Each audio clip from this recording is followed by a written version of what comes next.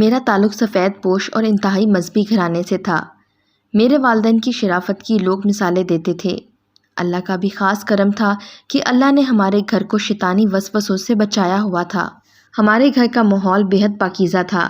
بڑی بہن کو والد نے خود گھر پر پڑھایا۔ آپی نے بطور پرائیویٹ طلبہ میٹرک کا امتحان دیا۔ رزلٹ آتے ہی ان کی شادی کر دی گئی۔ بھائی اسکول جاتا تو میں اسے حسرت سے دیکھتی تھی۔ جی چاہتا تھا کہ میں بھی اسکول جاؤں۔ والد نے اجازت نہ دی۔ بولے تمہاری بہن کو بھی میں نے خود پڑھایا تھا، میٹرک پاس کر لیا اس نے، آگے اس کی خاوند کی مرضی کالج میں پڑھائے یا نہ پڑھائے، تمہیں شوق ہے تو مجھ سے پڑھ لو۔ باجی کا ذہن تیز تھا، وہ ابا جی کی تھوڑے پڑھائی کو جلد سمجھ لیا کرتی تھیں، لیکن میں اتنی تیز نہ تھی۔ چند دن ابو سے پڑھا، وہ روز سبق دیتے، دوسرے دن سنتے تو یاد نہ ہوتا، ڈانٹ پڑتی جس سے میں بددل ہو جاتی۔ امی نے یہ صورتحال دیکھی تو کہا، ہنا کے ابو یہ تم سے نہیں پڑھ سکے گی، اس کے لیے کسی استانی کا گھر پر انتظام کر دو۔ پہلے وہ راضی نہ ہوئے، پھر اس شرط پر حامی بھر لی کہ استانی ایسی ہونی چاہیے جو قرآن پاک بھی پڑھا سکے، دین اور دنیا دونوں کی تعلیم دے سکے، تبھی ٹیوشن پر رکھوں گا۔ اب ایسی استانی تلاش شروع ہو گئی۔ بڑی تگ و دد کے بعد امی کی ایک جاننے والے کی توسط سے ایک میٹرک پاس لڑکی مل گئی جو کالج میں پڑھ رہی تھی اور ضرورت مند تھی۔ اسے اپنے تعلیمی اخراجات پورے کرنے کے لیے رقم کی ضرورت تھی۔ شام کو 5 بجے سے 6 بجے تک وہ گھر پر مجھے ٹیوشن دینے آنے لگی۔ استانی مومنہ کو آئے 4 ماہ ہوئے تھے کہ ایک روز والد صاحب نے اسے لاری اڈے پر کسی لڑکے کے ساتھ کھڑے دیکھ لیا۔ وہ ڈرائیور کے پاس گئے اور پوچھا، کیا تم ان دونوں کو جانتے ہو؟ ہاں کیوں نہیں، یہ اکثر یہاں آتے ہیں، لاری میں بیٹھ کر اگلے اسٹاپ پر اتر جاتے ہیں، وہاں سامنے کیفے ہے، یہ وہاں بیٹھ کر گپ شپ کرتے ہیں، چائے پیتے ہیں اور دوسری لاری جو یہاں آتی ہے اس پر سوار ہو کر واپس آ جاتے ہیں۔ چھوٹے علاقے میں ایسے معاملات نہیں چھپتے۔ والد صاحب نے مزید تفتیش کی۔ جب ڈرائیور کے بیان کی تصدیق ہو گئی تو انہوں نے استانی مومنہ کو ہٹا دیا۔ والدہ کو بھی خوب برا بھلا کہا کہ بیوقوف عورت، جو ٹیچر خود مرض عشق میں گرفتار ہو، وہ میری بچی کو کیا پڑھائے گی؟ کسی روز اسے بھی اس موذی مرض کی لذت سے آشنا کر دے گی۔ آئندہ اس لڑکی نے ہمارے گھر میں قدم بھی رکھا تو مجھ سے برا کوئی نہیں ہوگا۔ میری بدقسمتی کی مومنہ کا راز والد پر کھل گیا اور مجھ پر تعلیم کا دروازہ بند ہو گیا۔ ہمارے علاقے میں ٹیوشن سینٹر نہ تھے، ہوتے بھی تو جو باپ اپنی بیٹی کو اسکول بھیجنے کا روادار نہ تھا وہ اسے اکیڈمی پڑھانے کیوں بھیجتا؟ استانی کیا گئی، میں مرجھا کر رہ گئی۔ بھائی جان کو میری دلی کیفیت کا اندازہ تھا، وہ میرے دکھ کو پوری طرح محسوس کر رہے تھے۔ ان کے ایک کلاس فیلو کے ماموں ٹیوشن پڑھاتے تھے، وہ قاری بھی تھے۔ والد صاحب سے دست بستہ غرض کی، اگر آپ اجازت دیں تو میں ہنا کے لیے اچھے استاد کا انتظام کر دوں گا، وہ عمر رسیدہ ہیں، میرے دوست کے ماموں ہیں، بہت سے گھروں میں جا کر لڑکیوں کو ٹیوشن دیتے ہیں۔ والد بولے، استانی نے عورت ہو کر کیا گل کھلایا، اب مرد کی کسر رہ گئی ہے کیا؟ میرے اور دوستوں کی بہنیں بھی ان سے ٹیوشن پڑھتی ہیں، آپ بھروسہ رکھیے، دنیا میں سبھی آدمی برے نہیں ہوتے۔ غرض کافی سر کھپائی کے بعد بھائی اکبر نے والد صاحب کو میرے لیے اس عمر رسیدہ ٹیوٹر کے لیے راضی کر لیا، جس کی ضمانت ان کے دوست کے والد نے ابو کو دی۔ وہ واقعی شریف اور محترم تھے، سارے علاقے میں ان کی عزت تھی۔ ان صاحب کا نام کمال دین تھا۔ کمال دین مجھے روز پڑھانے لگے، بہت محنت اور جان فشانی سے پڑھاتے تو میں بھی توجہ اور لگن سے پڑھتی۔ 1 سال میں انہوں نے مجھے 2 جماعتیں پڑھا دیں، پھر میں تیسری سے 5ویں کے نصاب میں آ گئی۔ 5ویں میں بورڈ کے امتحان میں فرسٹ پوزیشن لائی تو سب کی طرف سے واہ واہ ہونے لگی۔ والد صاحب کا بھی دل بڑا اور کمال دین استاد سے مطمئن ہو گئے۔ ہمارے گھر میں ان کی عزت مزید بڑھ گئی۔ اسکول کے نصاب کے ساتھ وہ مجھے دینی تعلیم بھی دے رہے تھے، اس بات سے ابا جان بہت خوش تھے۔ میں 7 سال کی عمر میں ان سے پڑھنے بیٹھی اور 6 سال پڑھا۔ ایک روز بھی انہوں نے ناغہ نہ کیا سوائے جمعے کے، وہ ہمیشہ توجہ سے پڑھاتے۔ ابو سے دوستی ہو گئی تو وہ ہمارے گھر کے فرد جیسے ہو گئے، اصرار کر کے والد ان کو کھانا کھلاتے اور چائے پلواتے۔ جب مجھے پڑھا چکتے تو تھوڑی دیر کے لیے والد سے گپ شپ کرتے اور میری پڑھائی کی تعریف کرتے۔ سچ بات یہ ہے کہ میری یادداشت کچھ اچھی نہ تھی، پڑھا ہوا بار بار بھول جاتی تھی۔ یہ استاد صاحب کی ہمت تھی جو پڑھائی کے لیے میرا ذہن بنایا اور ذہن کے دریچے کھولے۔ میں رغبت کے ساتھ ان کا پڑھا ہوا سبق یاد کرتی تھی۔ اب میں کافی بڑی ہو گئی تھی اور برقع اوڑھنے لگی تھی، مگر استاد صاحب سے میں نے پردہ نہ کیا۔ اب میں ان کو استاد صاحب کی بجائے چچا جان کہتی تھی۔ میرے تمام گھر والوں کو ان پر اعتبار تھا۔ گھر میں کسی کو یہ خیال نہ آیا کہ اب ہینا بڑی ہو گئی ہے اور استاد صاحب لاکھ اچھے انسان صحیح ہیں تو نامحرم۔ پہلے کی طرح میں اب بھی اکیلے کمرے میں ان کے ساتھ پڑھنے بیٹھتی تھی اور اس معمول میں کوئی فرق نہ آیا۔ وہ جتنی دیر چاہتے مجھے پڑھاتے رہتے۔ اس تنہائی نے اپنا کام کر کے دکھایا۔ استاد صاحب کے دل میں میرے لیے محبت پیدا ہو گئی اور ایک دن وہ مجھ پر اپنی محبت کا اظہار کر بیٹھے۔ مجھے ان سے ایسی امید نہ تھی، گھبرا گئی۔ میں ان کی عزت کرتی تھی جیسے لڑکیاں اپنی بزرگوں کی کرتی ہیں۔ بھلا میں ان کے بارے میں ایسا کیسے سوچ سکتی تھی؟ استاد صاحب کے اظہار محبت سے میرا دل ان سے برا ہو گیا۔ ارادہ کر لیا کہ اب ان سے پڑھنا ترک کر دوں گی۔ میں نے پڑھنے سے انکار کر دیا۔ گھر والے لعنت ملعنت کرنے لگے۔ جب منزل قریب آ گئی ہے، میٹرک کی تیاری کرنی ہے تو اب پڑھنے سے جی چرا رہی ہو۔ اب 1 سال باقی رہ گیا ہے میٹرک تک پہنچنے میں۔ استاد صاحب آتے اور میں ادھر ادھر ہو جاتی، ان کے پاس پڑھنے نہ جاتی۔ والد اور بھائی ڈانٹتے کہ یہ کیا تماشا ہے۔ امی ہر وقت برا بھلا کہتی، کیا ہو گیا ہے تمہیں؟ آخر کیوں پڑھائی سے دل اٹھا لیا ہے؟ میں ان کو وجہ نہ بتاتی، بس یہی کہتی کہ مجھے اب پڑھائی مشکل لگتی ہے، میٹرک نہیں کر سکتی، اتنی پڑھائی میرے بس کا روگ نہیں ہے۔ استاد صاحب بھی پریشان تھے، سمجھ گئے کہ انہوں نے اظہار محبت کر کے کتنی غلطی کر دی ہے۔ وہ مقررہ وقت پر آ جاتے، دیر تک بیٹھک میں بیٹھے رہتے اور میں جانے کا نام نہ لیتی۔ جانتے تھے کہ مجھے میٹرک کرنے اور کالج میں داخلے کا کتنا شوق ہے۔ انہوں نے ابا جان کو بھی اس امر کے لیے راضی کر لیا تھا کہ اگر ہینا نے میٹرک اچھے نمبروں سے پاس کر لیا تو اسے کالج میں داخلہ دلوائیں گے۔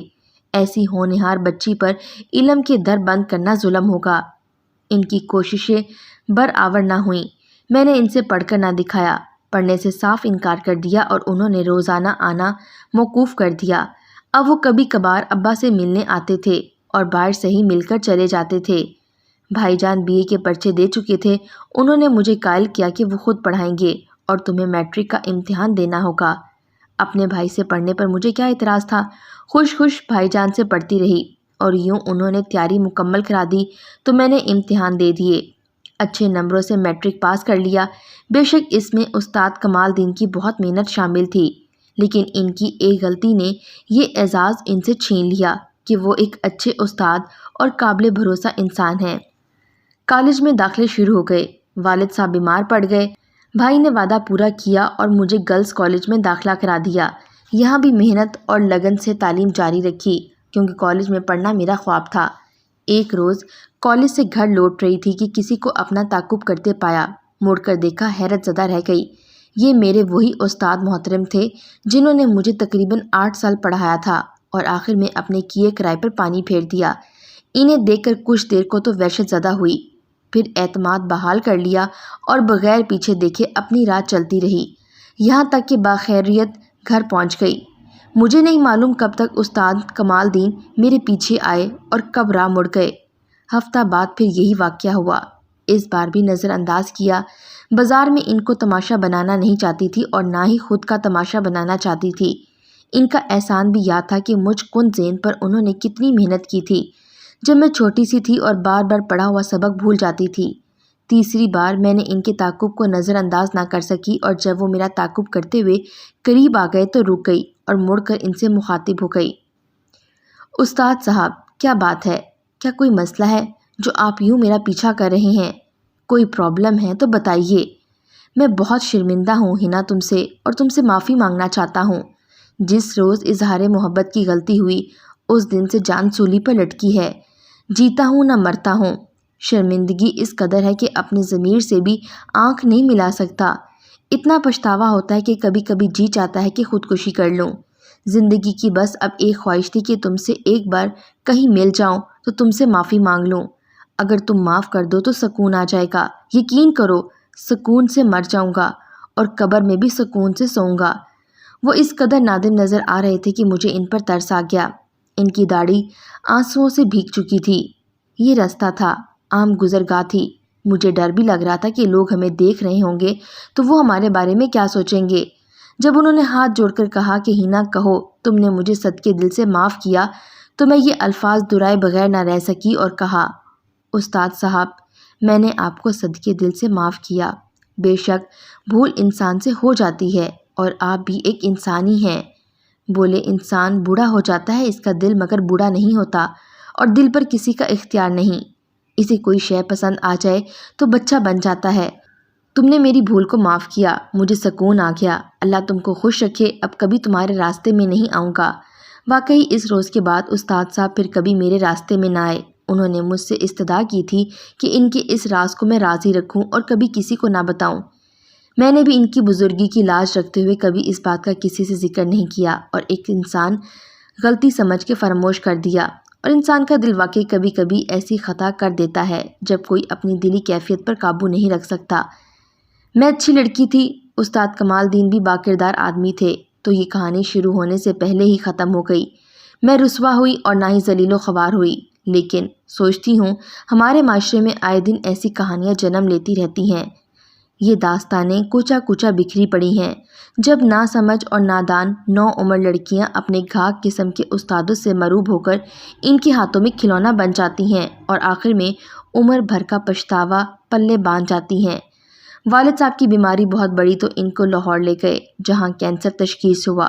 یہ ایسی بیماری تھی کہ علاج کراؤ تو مرو، نہ کراؤ تو مرو۔ بھائی کو بھی نوکری نہیں ملی تھی، والد کی تھوڑی سی پینشن میں گزر بسر ہو رہی تھی۔ کینسر کی عافیت نے منہ کھولا تو ابا جی کے علاج کی خاطر مکان بیچ گیا اور ہم کرائے کے مکان میں شفٹ ہو گئے۔ یہ بعد میں پتہ چلا کہ یہ کرائے کا مکان استاد محترم کا ہے، جس کا ہم برائے نام کرایہ دیتے تھے۔ جب ہمارے مالی حالات بہت خراب ہو گئے تو پریشانی کے عالم میں ایک روز استاد کمال بھائی کو ملے۔ یوں کہ وہ ہسپتال گئے تو وہاں والد صاحب کو بھائی جان کا معائنہ کرنے کے لیے لے گئے تھے۔ کینسر وارڈ میں ٹکراؤ ہو گیا۔ استاد کمال اپنے بڑے بھائی کو چیک اپ کروانے کے لیے لائے تھے۔ خیریت دریافت کی۔ جب انہیں پتہ چلا کہ والد صاحب کینسر میں مبتلا ہیں تو بہت دکھی ہوئے۔ اب روز گھر آنے لگے، والد کی تیمارداری کرنے کے بہانے علاج کے لیے رقم اور دوائیاں لا کر دیتے۔ ڈاکٹروں نے ابا جی کا آپریشن بتایا، خرچہ بہت زیادہ تھا۔ استاد صاحب نے ہمت بندھائی اور ان کو آپریشن کے لیے آمادہ کیا۔ دوران آپریشن دن رات ساتھ رہے اور تمام خرچہ انہوں نے اٹھایا۔ یہ ان کا ایسا احسان تھا جس کو ہم لوگ کبھی نہیں بھلا سکتے۔ والد صاحب کی زندگی نے وفا نہ کی، وہ کچھ عرصے بعد خالق حقیقی سے جا ملے، لیکن استاد کمال نے ان سے وفا کی، میرے بھائی کو اپنے اثر و رسوخ سے ملازمت دلوا دی، میری تعلیم کا خرچہ اٹھایا اور دکھ سکھ میں کام آتے رہے، یہاں تک کہ جب میری شادی کا وقت آیا تو انہوں نے کافی رقم قرض حسنہ کے طور پر والدہ کو دی، جو بعد میں معاف کر دی۔